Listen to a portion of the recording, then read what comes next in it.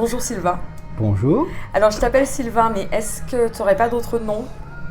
On m'appelle plutôt Sylvano quand je suis en mode chanteur sur mon personnage. Il s'appelle Sylvano Joe, parce que je voulais rajouter un petit truc en l'air comme ça. Mais Sylvano, les gens m'appellent Sylvano quand on parle aux chanteurs, comédiens. Ok, donc tu as deux identités en une? Un peu. Ouais, il y a Sylvain qui héberge Sylvano. D'accord. Qui parle à travers Sylvano, qui dit plein de choses à travers Sylvano. Exactement. Quand j'ai su ce que tu faisais, je me suis dit que ça serait hyper intéressant de t'interviewer parce que c'est vraiment pas commun. Et je pense que ça va permettre à beaucoup de gens de découvrir aussi un univers. Bon, alors je te laisse commencer par ce que tu veux nous dire spontanément, donc sur ton activité, ton métier, ta profession. Voilà. Donc moi actuellement maintenant depuis 8-9 ans, donc je suis comédien-chanteur sous le pseudonyme de Sylvano Joe. Et même j'ai ajouté sur internet Sylvano Joe Cabaret, parce que finalement je me suis vraiment spécialisé en cabaret, la chanson française. Donc parce que j'ai commencé à chanter il y a une quinzaine d'années, un peu plus, enfin, chanter sérieusement, je veux dire, toujours chanté, mais j'étais danseur. Ok. Après j'ai fait du théâtre et après du chant finalement, mais du chant dans un mode théâtre. Ok, donc alors, à l'heure actuelle, qu'est-ce que tu proposes comme spectacle? Donc On va commencer par ça. Moi, c'est les spectacles à base de chansons françaises, de répertoire, parce que je n'écris pas de chansons originales. D'accord. Je prends des chansons. Tu l'as jamais fait? Non. D'accord. Non, je l'ai jamais fait. Bon. Non. Et je m'aperçois qu'il y a tellement de chansons incroyables. Moi, j'ai pioché dans toutes les époques. C'est bien les très vieilles que ça peut être des récentes, entre les deux, partout. Donc, il y a tellement de choses qui sont formidables, qui sont variées du coup, qui sont très bien écrites, qui sont drôles, émouvantes, enfin, qui ont tout ce qu'il faut. Connues, pas connues, ça dépend. J'aime bien prendre les deux. Qu'en fait, on peut s'exprimer à travers ça, mais c'est incroyable. Il y a tout.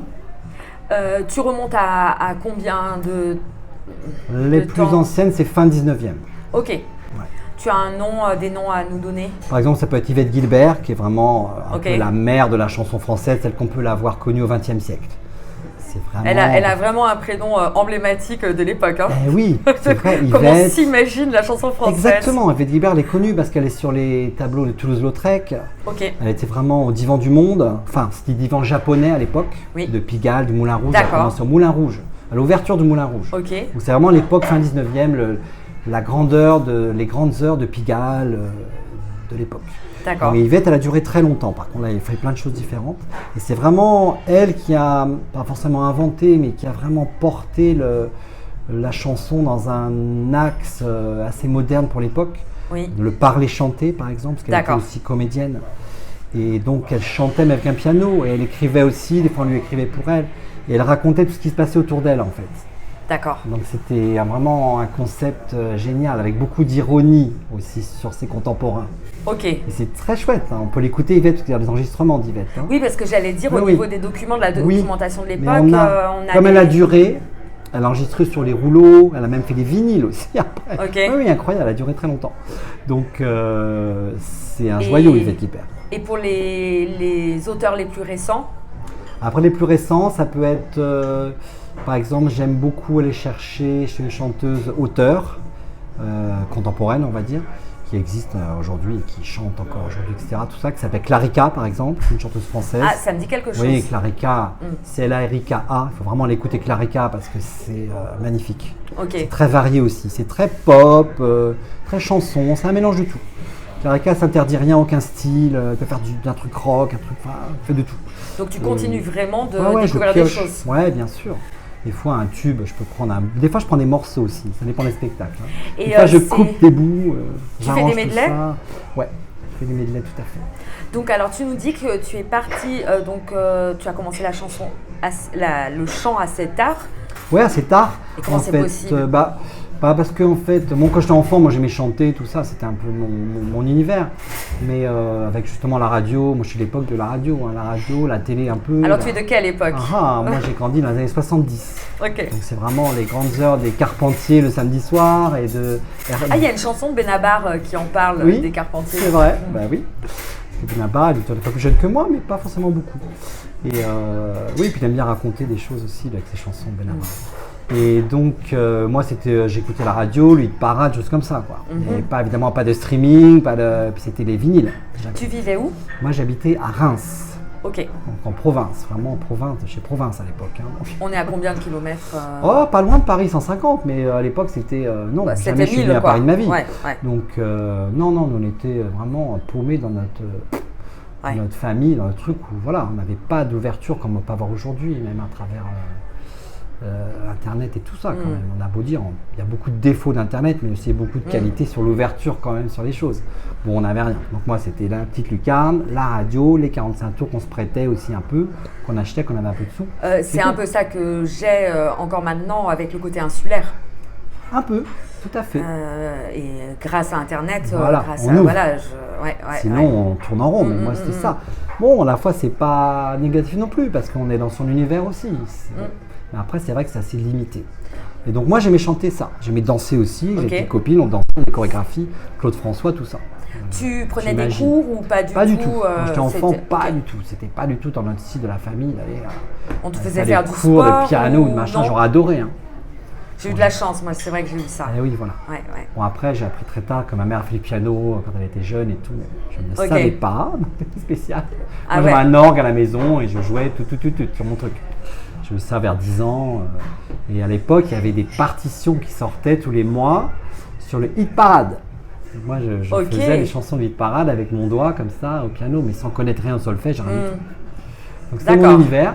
Et puis après adolescent, j'ai voulu devenir danseur. Ok. Parce que c'est ce qui... Bon, j'aimais tout, j'aimais le jeu, le théâtre, tout, mais j'avais pas tellement d'ouverture sur pas grand-chose, mais j'avais envie de danser parce que j'aimais danser. Et... Danseur classique? Non, j'étais en jazz au départ, moi, parce que c'était un peu mon univers. C'était l'univers des danses que je voyais à la télé. Puis par rapport aux musiques aussi. Oui. Aux musiques actuelles de l'époque. Donc le jazz, c'était parfait pour moi. Mais après, comme dans l'école où je suis allé, j'avais 15 ans, j'étais déjà ado, hein. Il y avait aussi du classique. Après, l'année d'après, j'ai fait du classique. Alors, donc tu étais scolarisé de façon classique. Complètement. Et, mais tu allais en plus dans une école. Le soir, j'allais au cours de danse. Au week-end, je faisais des stages, tout ça. Moi, j'ai découvert le contemporain quand j'avais 16 ans. J'étais voir un spectacle pour la première fois de danse contemporaine. J'ai adoré. Après, j'ai tout mangé après. Voilà. Et moi, j'aimais tout, mais j'ai fait danseur. Ok, donc là, tu as 15 ans. Tu commences à prendre les cours. Voilà. Et tu te dis, j'aimerais en faire mon métier. Pas tout de suite. Je m'autorise pas ça tout de suite. Parce que moi, j'étais plutôt bon élève. Donc moi, j'étais plutôt destiné à faire une carrière académique. Et puis, plutôt scientifique ou... Non, plutôt littéraire quand même. Littéraire. Hein. Quand même littéraire, pas du tout scientifique. Non, j'ai quand même artiste, donc plutôt littéraire. Très doué littéraire, j'aimais lire, j'écrivais un peu, mais plus des petits bouts de romans, choses comme ça, quand j'étais gamin. Donc j'aimais écrire, j'aimais lire, et puis j'avais un feeling pour le littéraire complètement, c'était mon monde. Non, maths et tout ça, je comprenais rien, ça m'intéressait pas. J'étais hermétique. Pareil. Mais bon, bref, voilà. Moi, ça n'a jamais changé, donc je pense que j'ai vraiment trouvé ma voie. Ouais, c'est clair. Ok. Donc, puis comme nos parents, ils s'occupaient pas trop, j'avais 2 frères, ils s'occupaient pas trop de ce qu'on faisait à l'école ni rien. On n'était pas, du coup, dirigés dans quelque chose de spécial. Donc, on faisait notre feeling en fait.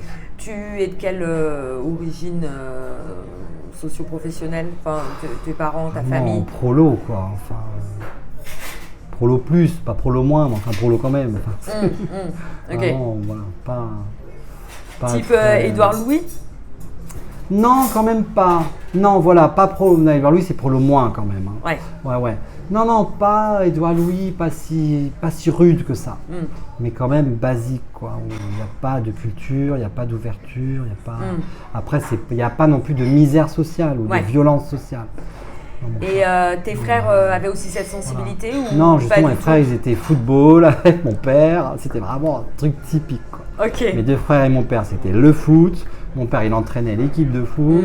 Le mercredi, ils allaient au foot. Le samedi, ils allaient au foot. Le dimanche, c'était des tournois. J'ai pas connu ça, moi. Pas du tout. Après, c'était les matchs à la télé. On se battait. Moi, je regardais Carpentier, vous voulez regarder le foot. Alors, une fois, j'allais dans ma chambre, j'allais pleurer. Ah bon. Parce que tu gagnais pas à la fin. Je gagnais pas, parce que j'étais minoritaire. C'est ça, il y en avait 3 contre toi, quoi. Ouais. Ma mère, éventuellement, qui était plutôt avec moi. Mais malheureusement, elle était minoritaire quand même. Ok. Donc, c'était ça un peu la famille. D'accord. Donc partant de là, tu continues la danse. Voilà, je continue et puis en effet à un moment, je commence à faire des études, je passe le bac, tout ça, je commence à la fac. Et ça va pas, quoi. Je veux que j'ai un truc où je me aiguillé sur un rail où je ne veux pas aller. C'était quelle fac? Vraiment pas. Fac de Reims, j'ai fait fac de langue. Ok. Parce que j'étais très doué pour les langues, c'était tellement facile pour moi que, on va dire, j'avais pas grand-chose à pas fournir beaucoup d'efforts, comme je faisais la danse tout le temps en fait. Ah, oui. Je faisais la danse le week-end, le soir, les vacances, tout le temps. Donc ça m'arrangeait très bien de faire une fac où j'avais pas besoin de beaucoup travailler. Donc, Ah, c'est drôle, j'ai eu les mêmes langues. Ah ouais, Ouais. Allemand, anglais et espagnol. c'est comme moi. Ouais. Exactement Et moi, j'ai pareil. vraiment fait ça par défaut aussi, parce que je ne savais pas quoi faire. Ouais, J'étais voilà. littéraire. Et j'ai appris après, Nous, j'étais c'était un bien. peu dégoûtée que dans d'autres lycées, il y avait musique. Il y avait danse, il y avait théâtre, Mais oui. mais comme moi c'était un lycée scientifique, ils proposaient pas ça. Ah, ok. Donc j'ai fait des langues histoire de faire un truc quoi. C'est Bref. ça le problème, à l'époque on n'est pas orienté, on est seul. Moi j'étais seul. Je voulais, mais j'étais seul, je ne connaissais rien. Tu Je ne savais naviguais pas ce à qu'était un vue. conservatoire par exemple. Ouais. Je ne connais même pas le mot. Ok. Alors, ou même le lieu, on ne sait pas. C'est tragique. Moi j'aurais adoré le conservatoire, faire musique, danse. C'est clair. Moi j'aurais adoré, je faisais mon clavier, j'aurais aimé faire du piano. Pour ça, quand j'ai appris, j'avais peut-être 45 ans, que ma mère avait été au conservatoire, faire des C'est cours de fou, piano, ça. des concours et tout, mais je me suis dit, mais qu'est-ce qui s'est passé? Elle t'en a jamais parlé avant. Jamais. Ok. Donc, mes grands-parents allaient à la chorale, par exemple, à l'église et tout Ouais. ça. Mais bon, j'étais timide aussi. Hein. Je n'ai pas demandé non plus. Hein. Donc tu es passé de timide bon. à ouais. Oui, mais les artistes sont souvent timides. Hein. On prend le spectacle pour s'exprimer, parce qu'on n'arrive pas forcément à exprimer dans la vie. C'est Non, ça. je suis moins timide qu'avant, c'est clair. Mais enfant, j'étais timide. Puis on n'osait pas demander non plus, parce que comme on sait qu'on n'avait pas d'argent, donc je pense qu'on ne demande pas parce qu'on se dit que ça va être non. Ouais. Donc Ouais. en fait, on ne ment pas. On se ferme. On a tort, mais c'est comme ça. Et comme il n'y a jamais un parent qui dit ah tiens, au fait, j'ai remarqué que ça avait un or si tu faisais ça. Mais comme ça, c'est jamais venu, voilà, c'est comme ça. Ok. Donc j'ai fait ça. Puis après, danse, c'était danse. Puis après, j'ai commencé à. Voilà, j'ai fait une école supérieure de danse et tout ça. Et puis Donc l'école supérieure, tu es entré à quel moment? à Angers. Donc c'était après ma licence. Donc là, tu as tard. déménagé pour la première fois. Non, parce que j'étais passé un an en Angleterre quand même. Ok. Avant. C'est là où j'ai quitté Reims pour la première fois. Et À 20 ans, je quittais Reims, je suis en Angleterre faire un an assistant. Et c'est bien parce que là-bas, il y avait plein de danse contemporaine. ouais. Donc j'étais à Manchester et c'était chouette parce que j'ai Ça fait bougeait à Manchester? Ouais, ça bougeait Ok. bien. Ça bougeait bien. Eh, il y a un club de Et- foot. Une fois, c'est bon. Mais à deux. Non, mais pour rassurer ton père et tes frères, tu vois. Ah ouais. Non, mais je suis allé une fois, mais c'est vraiment pas mon truc. Mais non, mais par rapport à Reims, il y avait pas mal. J'avais trouvé des trucs contemporains qui étaient très très bien, qui m'ont redonné beaucoup de très bonnes bases. Excellentes bases, j'étais très content, j'ai eu de la chance à ce niveau-là. Et en Angleterre aussi. J'ai Ok. vraiment eu du bol. Je suis parti d'un truc qui s'appelait. Ils avaient à l'époque, je sais pas si ça existe toujours, ils avaient les youth groups, qu'ils appelaient. C'est Ouais. des groupes de jeunes, subventionnés, des groupes comme ça de jeunes. Ils avaient pour le théâtre et pour la danse. Ok. Et moi j'étais en Manchester Youth Dance Theatre. Et on était quoi, une douzaine quoi. Ok. Et on faisait des spectacles et tout. Et il y avait des rencontres dans tout le pays et tout. C'était très chouette. Donc J'ai eu de la chance. Et tu as pu aller à Londres un peu pendant ton séjour? Ouais, un peu, mais pas trop. J'ai dû aller quelques fois, c'est tout. Et ça t'a plu au niveau culturel Ah ouais, moi j'adorais l'Angleterre. J'ai un feeling parce que j'adore l'anglais, j'adore la culture anglaise. Non, mais il y a des endroits, tu sais pas pourquoi, mais tu t'y sens. Bah oui. Moi je voulais rester parce Chez qu'après, toi, quoi. à la fin de mon année à Manchester, j'ai commencé à déménager à Londres et je voulais rester là-bas parce que j'étais rattrapé par le service militaire. J'avais oublié Bah ça. oui, parce qu'il y avait ça à l'époque. Mais oui. Et moi à l'époque, je m'étais fait, il y avait le recensement, ce qui s'appelait quand on avait, je sais plus, 18 ans ou 16 ans, je me rappelle plus. D'accord. Quel âge je fais recenser. Et après on peut reculer quand on est étudiant. Donc j'avais fait ça. Et après je m'en étais plus occupé. J'ai oublié un peu. Et mais bon voilà. Et tu avais pas après, trop envie d'y comme aller? mes parents étaient séparés, c'est mon père que je m'étais recensé à l'époque où mes parents étaient chez mon père. Et l'adresse de mon père, donc il a reçu la convocation. Il a reçu la convocation pour le service militaire, pour ce qu'on appelait 3 jours, la sélection. Ouais. Il m'a pas transmis parce que mon père c'est quelqu'un qui était complètement largué. Donc moi je l'ai même pas su. Ben, quand on Ils n'est sont pas venus te chercher. Ben si, au bout du compte. Mais quand on a la convocation, bon, on répond pas, on est. Déserteur. Ça s'appelle non, pas encore. On est apte d'office. Ok. Il n'y a pas de sélection. Vous êtes apte. Vous n'êtes pas venu, vous êtes apte. Apte d'office, je l'ai pas su non plus. Vous êtes du coup incorporé quelque part. Ils vous mettent quelque part. D'accord. Et bien là, vous ne vous présentez pas. Et là, oui, vous n'êtes pas des acteurs encore, mais insoumis. ça s'appelle. J'aime bien. Vous n'êtes pas présenté. Voilà. Donc j'étais insoumis. Déserteur, celui qui s'en va une fois qu'il est soldat. T'étais Donc, j'étais insoumis, pas mais encore tu le soldat. savais pas. Voilà, je ne savais pas.